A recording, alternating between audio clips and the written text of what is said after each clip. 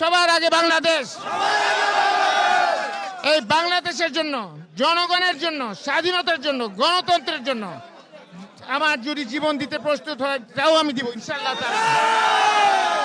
বাবরের দূরদর্শী চিন্তার কারণে হাওড়া এলাকার মানুষের ভাগ্যের পরিবর্তন হয়েছে, যার ফলে নেত্রকোনার অবহেলিত জনপদের লাখ লাখ মানুষের জীবনমানের উন্নয়ন হয়েছে। শিক্ষিত বেকার লোকদের চাকরি দিতেন, হাওড়ের মানুষের যে কোনো বিপদে আপদে তিনি পাশে থাকতেন। আর এই কারণেই সাধারণ মানুষের হৃদয়ে স্থান করে নিয়েছেন সাবেক স্বরাষ্ট্র প্রতিমন্ত্রী লুৎফুজ্জামান বাবর। ওনাকে ছেবে এক ধরনের মেরে ফেলার অবস্থা, তারপর উনি কোনো রাগ হয় নাই।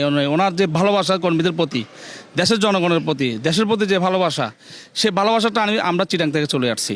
সর্বপ্রথম বাবর সাহেবের মাধ্যমে বেরিবাদ হয়েছে।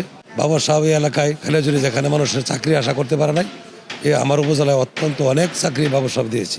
উনি হাজার হাজার মানুষের এই কষ্ট দূর করে দিয়েছে। আমাদের এই